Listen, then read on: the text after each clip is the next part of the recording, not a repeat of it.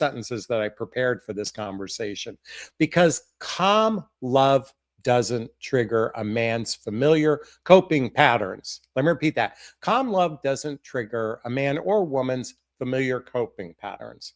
It removes the adrenaline he used or she used to mistaking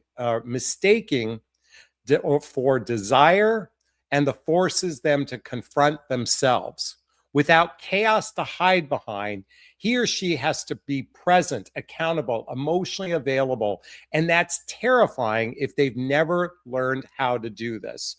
Most men and women are scared of calm love. That's our conversation today. So I'm going to share a blog post I wrote on Facebook or my YouTube channel today. If you want to check it out, coincides with today's video. Let me read it, and then I'm going to give you 5 important bullet points from my own personal life to share this. So the title of the blog goes, "To fall in love, I had to settle, and people fear doing this." I didn't fall in love. I settled into it. And if that sentence makes your nervous system twitch, good, because that reaction says everything about how broken our collective understanding of love has become. Let me repeat that.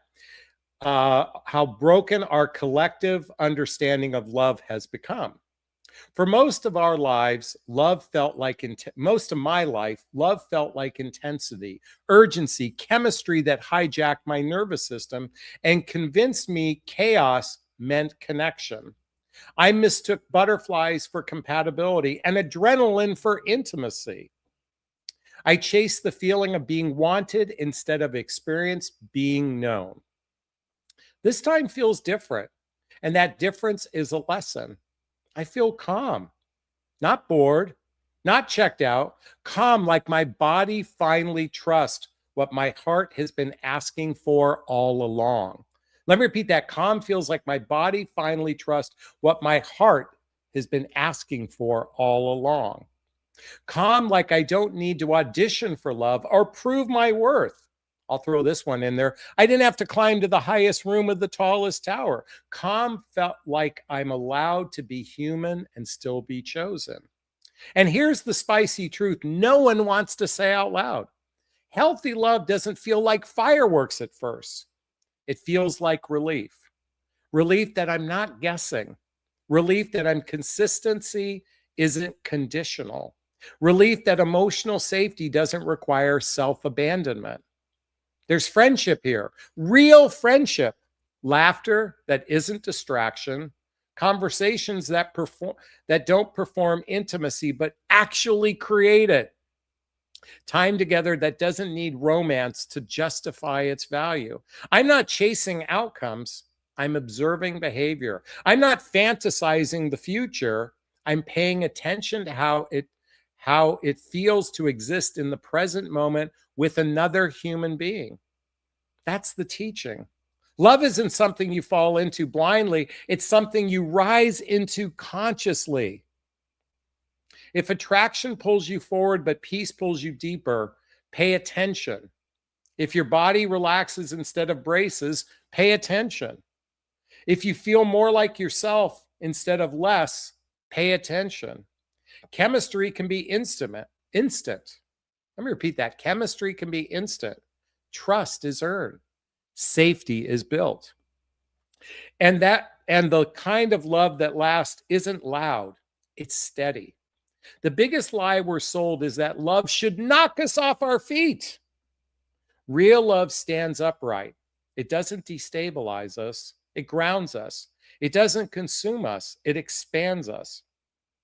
I didn't fall for someone who activated my wounds. I chose someone who respects my healing. And that's not settling. Let me repeat that. That's not settling. That's growing the hell up and finally choosing love I can actually grow with me.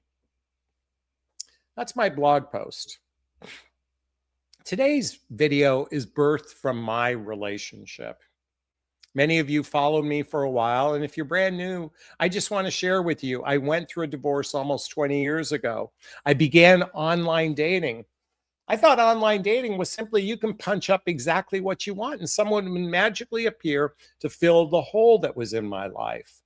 What I didn't realize in almost 20 years of actively dating, I was a novice to love. I was a novice at this game. When I say game, this thing called relationship. I had weak emotional maturity. I had poor relationship skills.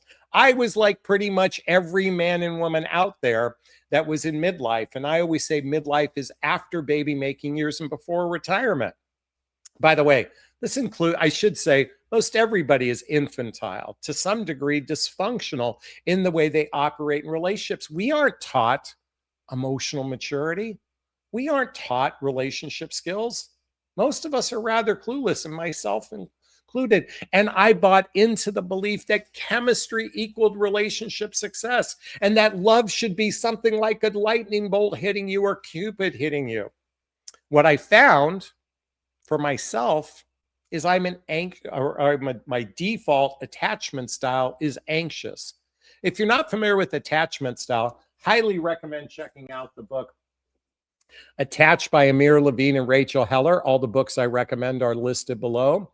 Why I'm recommending this book is that to understand the way we insecurely or in an unhealthy way attach to another human being. Being anxious, I was attracted to the avoidant attachment style.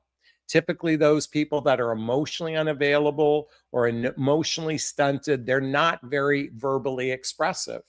And the anxious person chases and chases and chases. I suspect this is because my mother and father were emotionally unavailable.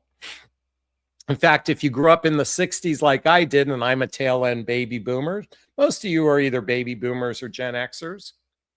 We were raised in quite a bit of different emotional maturity than some children are raised with today.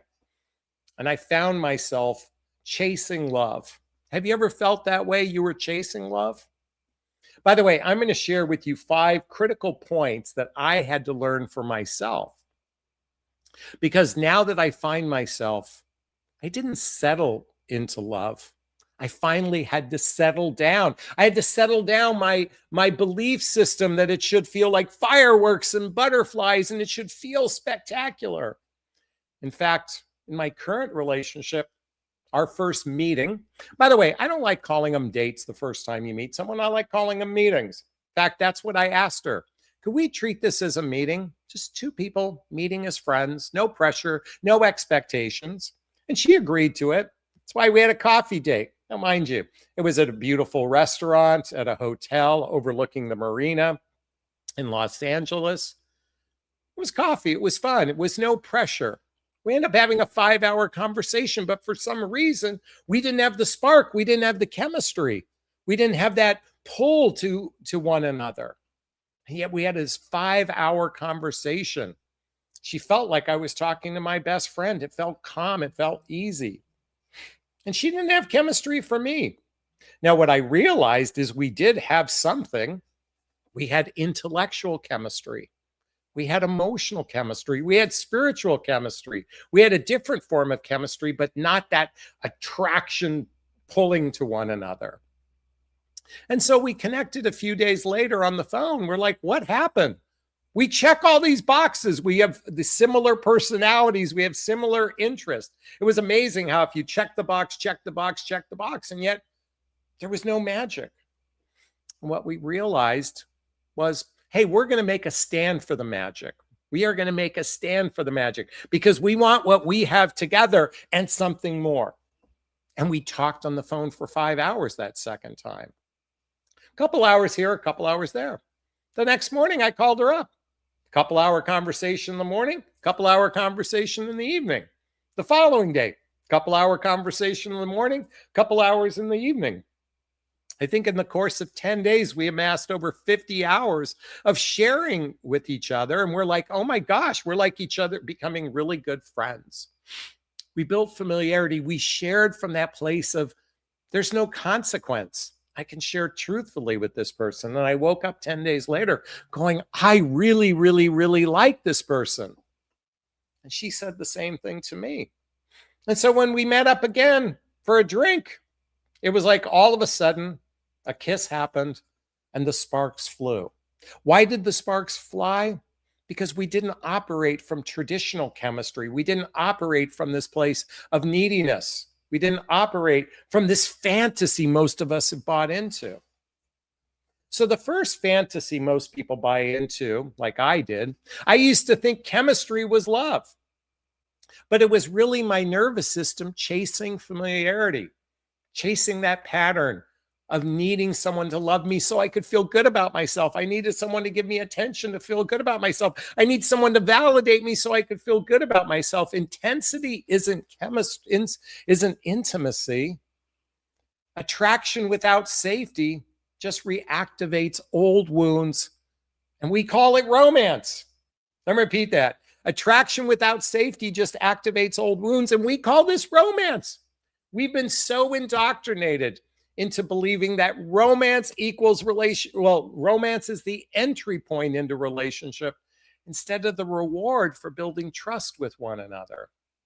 I used to think chemistry was love. Number two, and let me share with you, this love doesn't spike my adrenaline. It steadies my body. This person I'm in love with, my beloved, my sweetheart, whom I'll bring on video shortly enough, so bear with me. I'm not anxious. I'm not hypervigilant. I'm not overperforming. I'm present. Calm isn't boring. It's regulated. And many of us are scared to death of this because we're so indoctrinated in this belief that it must be intense. How many people are going on a first date tonight thinking if there isn't some spark, if there isn't some intensity, that this isn't the right person, and yet the right person should just feel calm? Now, I'm here to say, if you're repulsed by someone, no need to go out on a date with them or a second date with them. But at the same time, if you're feeling neutral, maybe that's a good thing. Bump, bump, bump, bump, bump. Maybe if you're feeling neutral, that's a good thing. That's what we said to one another after our first phone call, after our date. We said, I'm feeling neutral. She said, I'm feeling neutral. We didn't realize that was a good thing. This love doesn't spike my adrenaline. And yet today, I got to tell you something. I'm deeply, passionately in love with this person. I want to build a life with this person. I'm ready to take care of this person if we get there, if we have to get there. During a retreat we went to this weekend, she and I both said, if something happened to us and we're in a wheelchair, we're going to be there for each other. And we only have 8 months in. See, to me, love is wiping the vomit off of someone when they're going through chemotherapy. Love is driving them to the colonoscopy appointment, and love is having to maybe even wipe their ass at some point in time. You see, for those of us in midlife, the days in front of us are shorter than the days behind us. The reality is our physical body is going to shift at some point. And having a life partner to be there with you and to give to one another, to be of service to one another, to be devoted to one another, that scares so many people.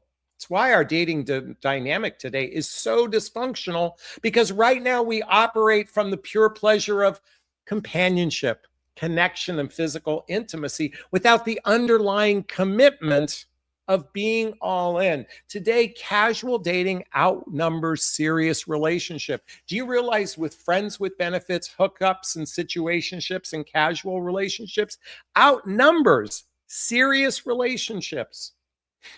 Please forgive me for yelling. I'm so passionate about this because I want to shift the consciousness.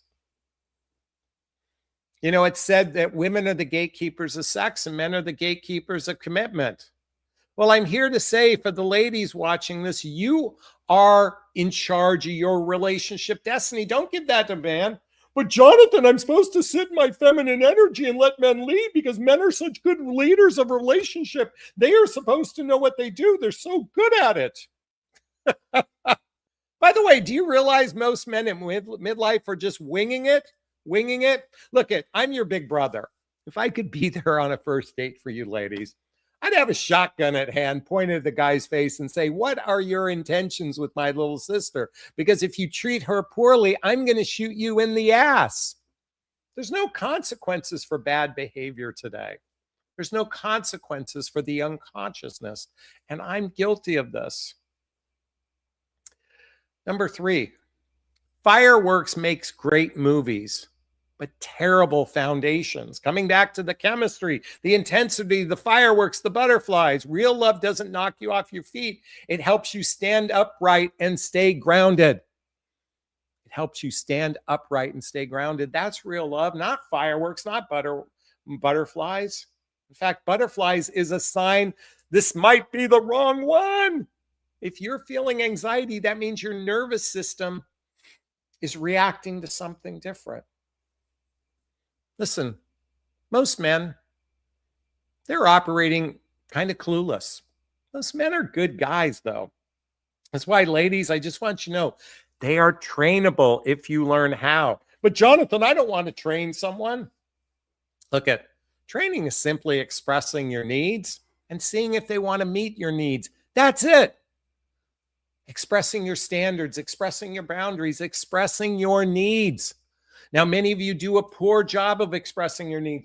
This is why I highly recommend reading the book, Nonviolent Communication by Marshall Rosenberg. This should have been retitled Compassionate Communication because it assists you with the language to connect with someone when you identify your feelings and express in a way that can be seen, heard, and understood. But many of you struggle even identifying feelings. By the way, relationships are not for the faint of heart. It almost requires ninja level skills. And it starts by understanding that calm love is oftentimes the best love. Number 4, I stopped fantasizing about the future and started paying attention to behavior. Consistency, emotional availability, follow through. That's where trust is built, not the words or chemistry.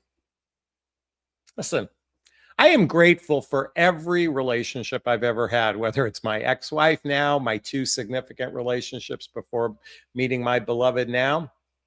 And I can't guarantee a future with this relationship, but I'm all in, folks, because she's consistent. She's emotionally expressive. She's available. She follows through.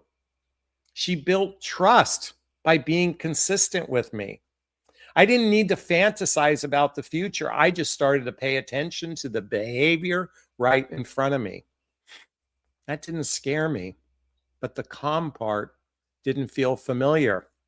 It didn't feel like what it was supposed to be, and I didn't recognize it. And it took about 30 days to really lean into this, from the moment of our first meeting to about a month later. And by the way, in that period of time, 60, 70, 80 hours of telephone conversations. In about a month's period of time, we had, oh my God, probably 20 or 30 hours of face-to-face time with one another. We spent a weekend together doing shared activities, hobbies, mutual interests. Thankfully, she has a passion for human behavior the way I do. And number 5, the real flex isn't about being chosen. It's choosing someone who respects your healing. It's choosing someone who respects your healing. I didn't fall for someone who activated my wounds. I chose someone who honors my growth. Emotional maturity was one of my highest needs and values. Someone who was into intellectual growth, into emotional growth, and certainly spiritual growth. And choosing someone who respects my healing. In fact, she looks at me. One of the things she said to me this past weekend was, I appreciate your capacity, Jonathan, to not only be self-aware, but to actually, when you catch yourself in a faux pas, in a mistake, in an emotional brain fart, you actually take personal responsibility for it. And I do my best to work on it. And she does the same. We're constantly saying, how can I improve? How can I be better? How can I grow? I learned this lesson the hard way, but you know what? I'm grateful for the 20-year experience that got me to where I'm at. And many of you find yourself in the same space. So if you do find yourself in the same space and you need some support with that, hey, there's a link below. Schedule a discovery call with me to see if working with a coach is right for you. Follow my group called Midlife Love Mastery. Get all the books I recommend, because it's time that we all emotionally grow up to a more intentional, grounded, harmonic way to connect with other people from our heart not from our ego, not from our fantasy, and certainly not from our wounds. Is this sinking in? Is this resonating with you? Please let me know. If it is, post a comment below. I do my best to read them all in the first 24 hours. As always, if you find value in my videos, please hit that like button. Please share this video. Please subscribe to my channel and hit that notification bell so you can be notified of new videos. And if you want to connect with me directly, hey, there's links below. Schedule a discovery call with me to see if working with a coach is right for you. There's a link to join my groups and to get my dating vows, all listed below. All right, those who know my live format know it's time for Q&A. If you have a question of me, hey, there's a little chat box down there. Write the word question, then post the question thereafter, or you can purchase a super sticker, super chat. All the money, oh, and there's a little dollar sign in the chat box. All the monies from the super sticker, super chat goes to a scholarship fund in the name of my son, Connor Aslay. That's a picture of him right there in the Obey shirt. He's my son who passed away over 7 years ago. In his honor, we donate to causes like the Hoffman Process, Insight Institute, and scholarships to coaching as well. And our goal tonight is $50, so we'd appreciate some love. If 20 of you donate $2.50, we'd get there. Also, if you want to join the love seat, meaning you want to join me live, I just post a link, okay? I can have a conversation with you. You don't have to pay for coaching. You can get it free right now. I just posted the link. Just click that link and we'll join online. All right. Annika says, I'm looking forward to calm. Amen to that. Krista says, those unavailable men that would trigger that intense chemistry, so I would chase them, or that feeling, are now looking less and less attractive. I'm adding the less to it. Thank you for that. Lisa says, devoted. Yes, I can't wait for that. Got to tell you something, folks. I am fully devoted to my partner in every way, shape, or form. I really am. She's very devoted to me. There's something about devotion, you know, along with loyalty, along with passion, along with curiosity, but to be devoted to someone, saying, I'm of service to you. That's how I feel, like I'm in service to her. It's not what I can get, it's what I can give, because what I give comes back to me tenfold. I got to tell you something. The more I give in this relationship, the more I get. I mean, it's like fascinating to me. Annika says, I am anxious, preoccupied, and finally feel I'm not chasing love anymore. So grateful to be in this place. Yay, yay, yay, yay, yay. Happy to hear that. Elizabeth says, I say this all the time. Lisa says, I say this all the time. We don't have a playbook to friendship, like, and love. So much to learn. Indubitably, you're absolutely right. Trista, by the way, if I butcher your name, I apologize. I bet she is able to subconsciously anticipate your emotional needs and allows your mind body a chance to finally relax for the first time in your life. You know, that's an interesting statement. She is rather intuitive. I think we are to each other. Whether it's subconscious or not, I don't know, but her being, you know what I love about her? I just love who she is as a person. But you're right. She does anticipate things. It's like she knows what I'm going to say before I say it. And by the way, it goes vice versa too. So I think you're absolutely right, Trista. Thank you. Krista says, butterflies, anxiety, nervous system is triggered. That something is wrong, wrong, wrong, wrong, wrong. Danger, Will Robinson, danger, danger.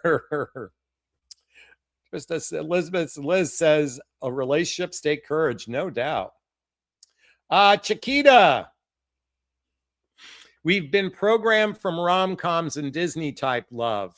Yeah, there's no doubt. I was such a sucker for the movie Notebook and the movie Serendipity, just to name a few.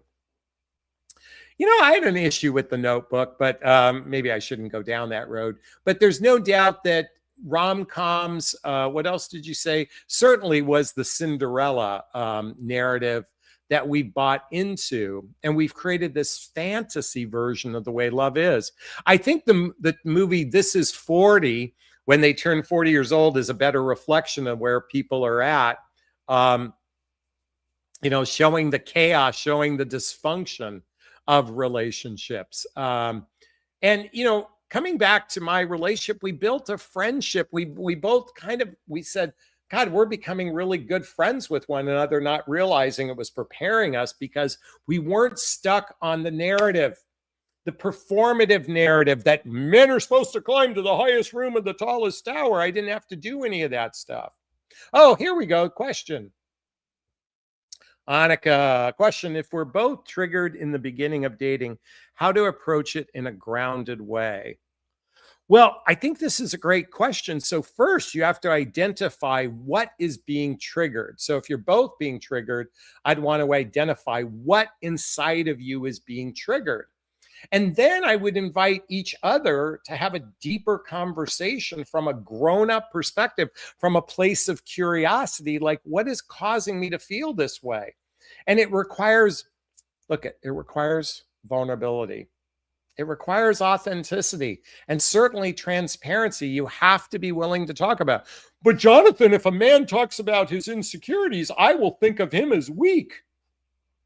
It's sad how many men believe that being vulnerable is a sign of weakness.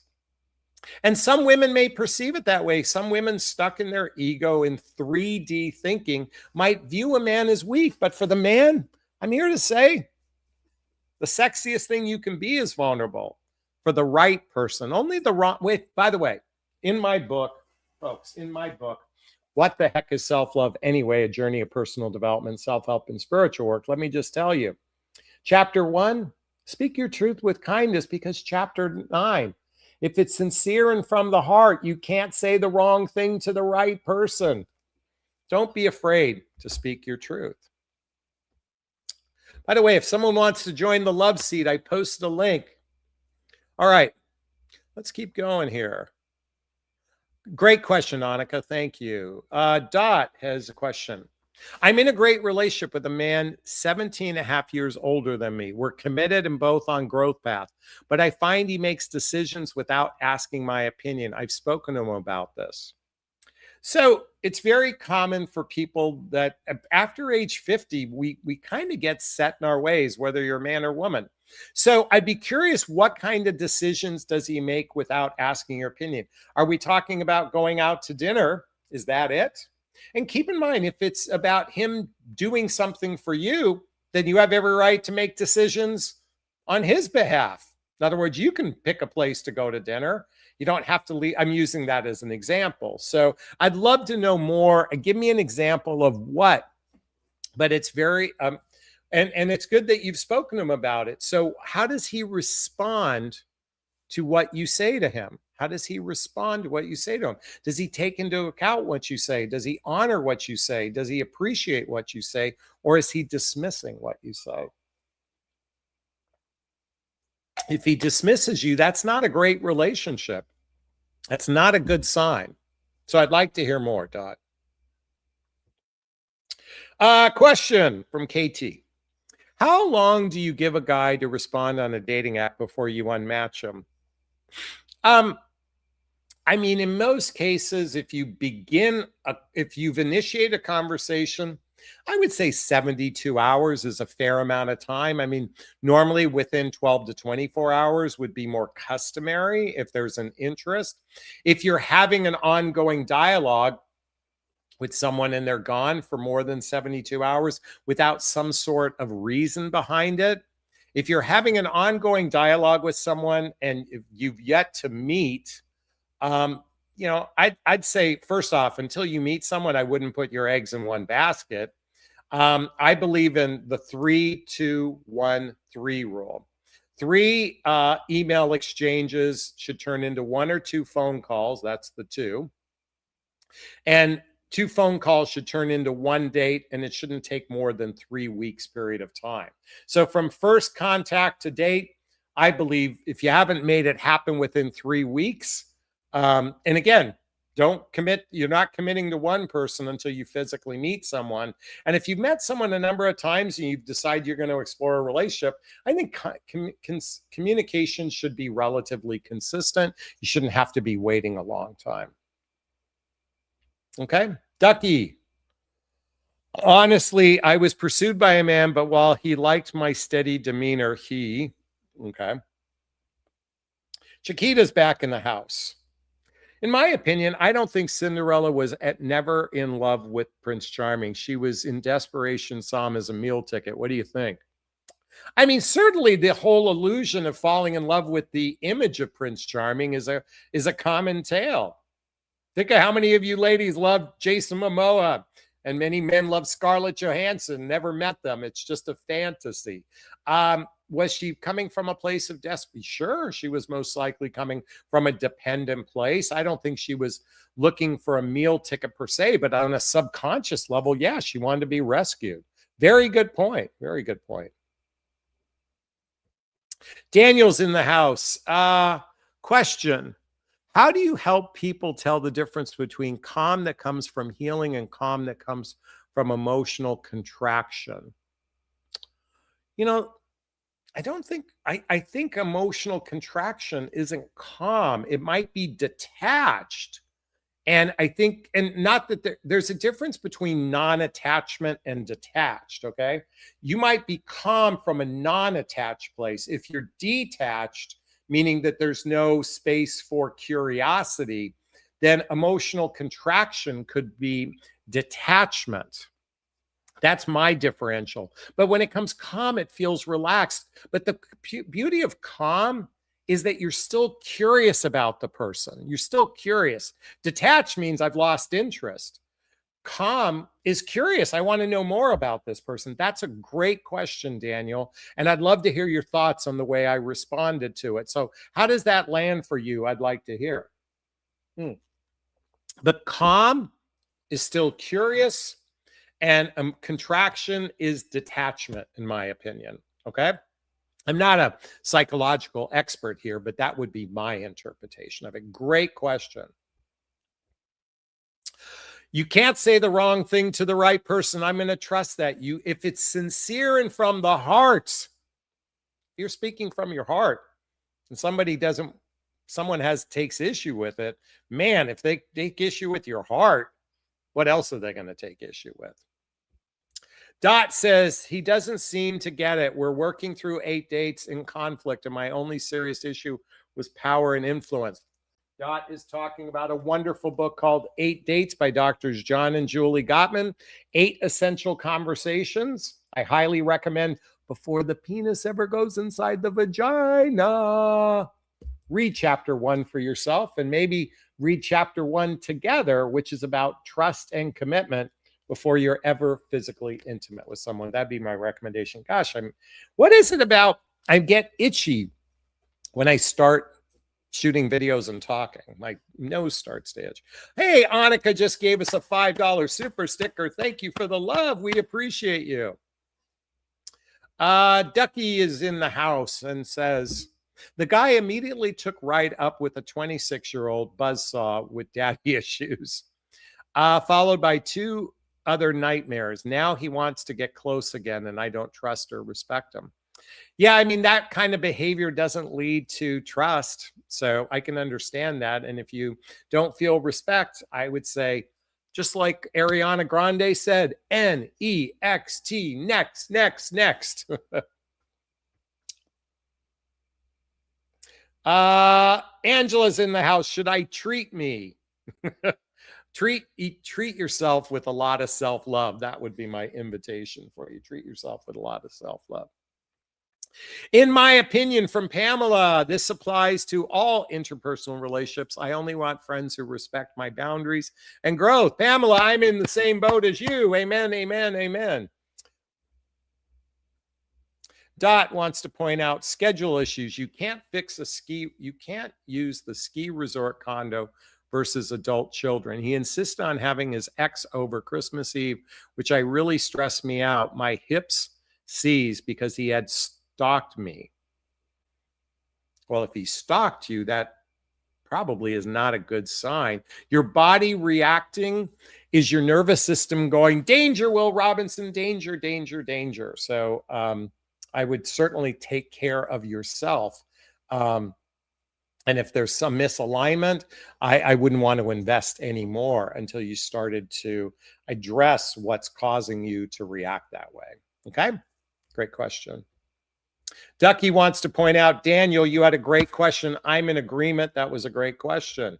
Angela's back. Should I treat a man as a friend first to treat him as a romantic partner later when the right time? So what I believe in friends first, okay?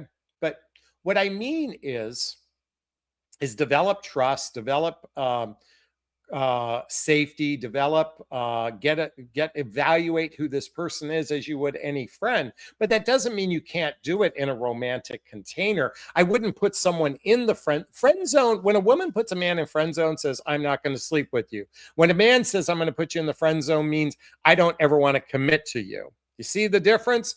Men will still sleep with their friends, but they won't commit to them. When a woman does, it says it won't sleep with them. I just simply mean build the like through trust, through groundedness, through presence, through connection, through safety, through compassion, through curiosity.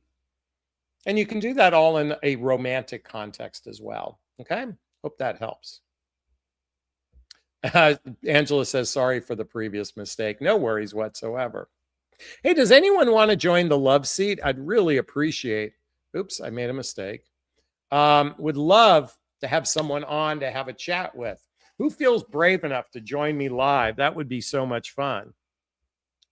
All right, if you have a question, oh, Angela says, thank you for your explanation. I agree. Thanks so much. I appreciate that. If you have a question, there's a little chat box down there. Write the word question and post the question thereafter. Or you can purchase a super sticker, super chat. Dot's back in the house. Question. It was his ex who stalked me. Oh, got that. How to set a boundary with his ex who I really don't want in my life. Well, have you spoken to this person, the person you're in relationship with? And I'd be curious to know what their response is. I believe it's their responsibility in this particular case. But if you need to set a boundary, if you're concerned about them stalking your social media, you can block the person. That eliminates that. I mean, to some degree. I mean, are we talking about driving past your home stalking? Certainly you can get a restraining order by the police if it's to that extent. I mean, I doubt you have enough evidence in this particular case. But hey, by the way, that stalking is just jealousy on their part. I mean, let them have their life of insecurity unless you are actually worried about your safety. And if you have to call a doctor, a policeman, or an attorney, if you don't have to, I wouldn't be so preoccupied with it because who cares about their insecurity? But if it's causing you angst, I would speak to your partner and if he doesn't do anything about it, then speak to the woman directly and just say, this is unacceptable, and see how they respond. By the way, why is it we can't have grown-up conversations with people? I'm still flabbergasted at that.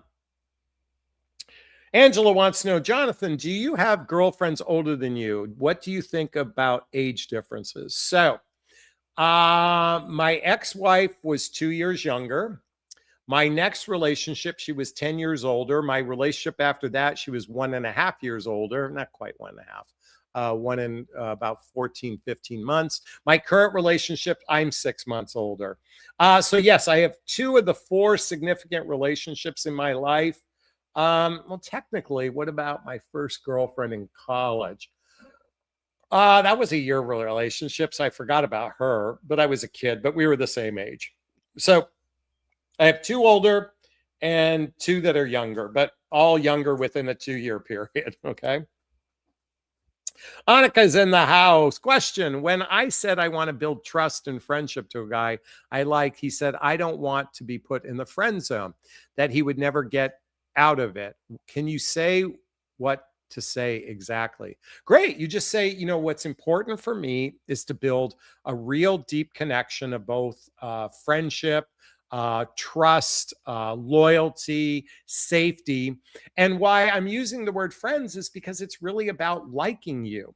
So this doesn't putting you in the friend zone would simply mean I don't ever want to sleep with you. That's not the case. I don't know if I want to sleep with you or not, but I certainly would like to build a friendship with you and see if it evolves beyond that. So just simply say, if you're afraid of being put in the friend zone, I don't see that as an issue, because this isn't about me not wanting to have sex with you. This is about us building trust with one another, curiosity to see if we actually like each other. That's what friendship is. Friendship is about life, and romantic partners is about physical intimacy. I want to have sex with my best friend. So just know I want to have sex with my best friend. And I don't know if you're my best friend yet. So Annika, I'd be curious to hear, how did that land for you? Does that land okay with you? Folks, if you have a question, write the word question, then post the question thereafter. Or you can purchase a super sticker, super chat, or you can join me live and on camera so we can chat today. That would be so much fun. Okay, let's give it a few more minutes. If you, man, I got to take a deep breath. Okay. Rachel's in the house and she wrote, Jonathan, if everyone only knew from the very early years, relationship education, that becoming attached, sleeping together can change the entire trajectory of your life. Oh, if that were so true. So what do you think about kissing? I did a post about kissing. I just recorded a video that's coming out in a few days about kissing, how it could be the most dangerous thing, more dangerous than sex. So let's not talk about physical intimacy. What about kissing each other? Could we maybe be shooting ourselves in the foot? What are your thoughts about kissing? I'd like to hear that. If you put a man in the friend zone, he's going to think that you aren't interested. Exactly. You never would tell a man you're going to put him in the friend zone. And if you don't know that, if you absolutely know after a first date you would never sleep with this person, then I wouldn't entertain a second date, is what I'd do. But certainly you can build a friendship with someone. You never know where that's going to take you into meeting new people. But again, friend zone to women usually means I don't ever want to sleep with you. Friend zone to men, I don't ever want to commit to you. Doesn't mean that they won't sleep with you, but it does usually means I don't ever want to commit to you. Yahoo wants to say, Happy New Year. Finally made a live stream. Welcome, welcome, welcome. Annika says, absolutely, it lands with me. I'm glad to hear that, Annika. All right, if you have a question, write the word question and post the question thereafter. I'm having a lot of fun. Are you having fun tonight? Are you having fun with this conversation? I hope so. All right. I'm going to give it a few more seconds. If you have a question, write the word question and post the question thereafter. I know we have a small group tonight. Lately, my live streams, I'm a little bummed. They're a little bit slower than before. Hey, listen, I'd appreciate your help. I'd appreciate you talking to people about what I do, sharing what I share if this resonates with you. So my beloved and I just had a spiritual retreat at our home. Well, not our home, but her home this past weekend. And we had 3 other couples. It was an amazing group. It was like group therapy meets pajama party meets cocktail party. A lot of fun for a 24-hour experience, a little over 24 hours, about a 30-hour experience. People stayed the night.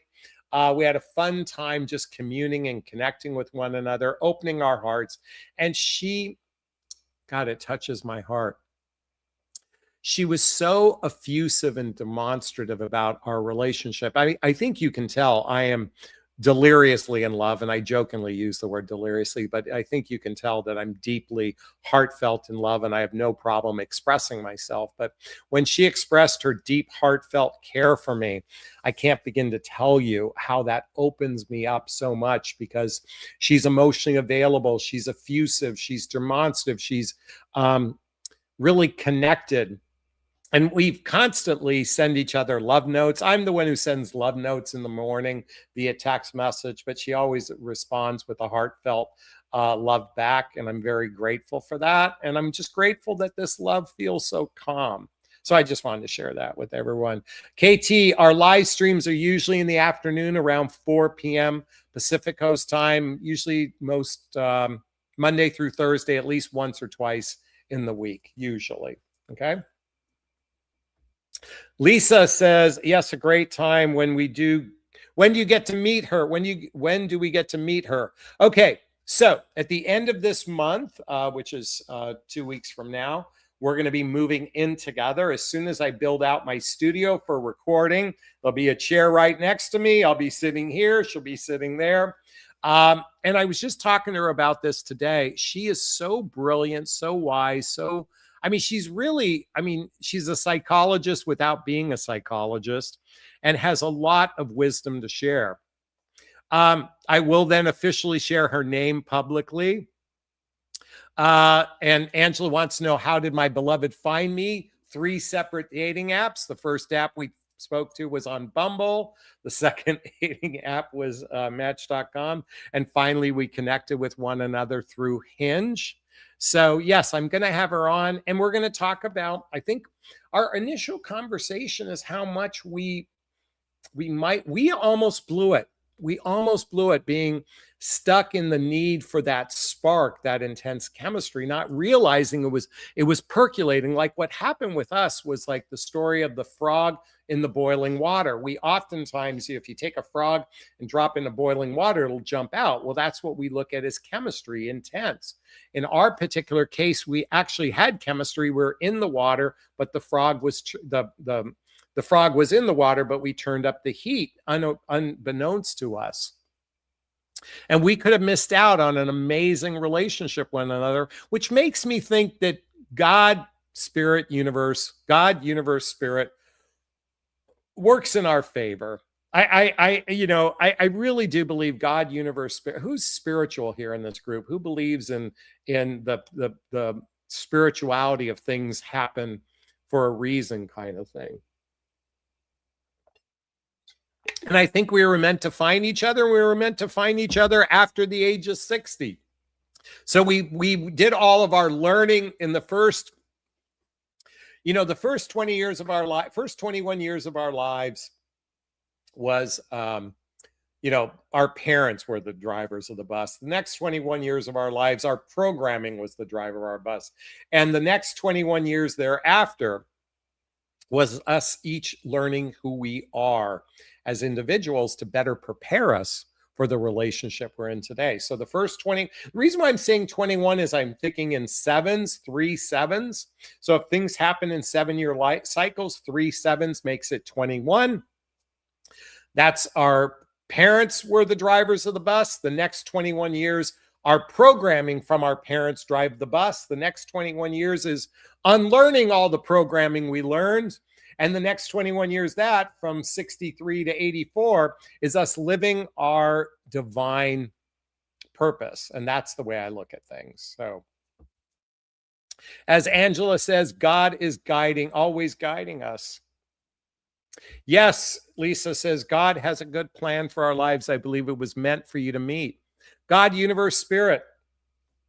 I don't know, but I'm certainly going to accept that I am in immense gratitude over this beautiful, juicy, delicious, healthy, happy relationship. Not to suggest we don't have little bumps in the road. We had by the way, I can be a little bit unconscious at times and say things that are prickly, but she has a beautiful way of not shaming me when I stick my foot in my mouth with her. She has a beautiful way of not shaming me. And when she does join me on the videos, we'll talk about how wonderful her communication skills. I think she's going to help all of you do such a better job in relationship. I can't wait to bring her on. So hopefully roughly about a month from today at the time I'm recording this.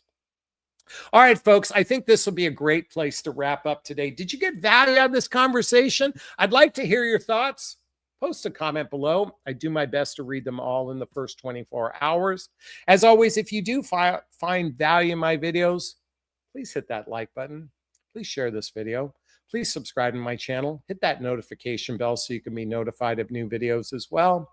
Also, if you want to connect with me directly, hey, there's links below. Schedule a discovery call with me to see if working with a coach is right for you. There's a link to join my group called Midlife Love Mastery. There's links to follow me on social media. There's links to get the books I recommend. And to get my dating vows, all listed below. All right, I want to thank Angela and Annika for the $5 super sticker, and Lisa and Chiquita and everyone who commented. I am so grateful for you. I'm going to wrap up this video. Oh, Joe Daisy's in the house. Congrats on moving in together. Angela, great video. I'm going to wrap this video up as I always do. First off, giving myself a big, gigantic Jonathan Barrick of self-love. I'm going to reach into the camera and give you a hug of love if that's okay. I'm going to ask you to turn to someone, a pet, a teddy bear, a pillow, and give it or them a hug of love, because hugs are a great source of love. And let's face it, we could all use more love in our lives. Thanks a bunch. Thanks, everybody. Bye now. Bye-bye. Bye. Bye.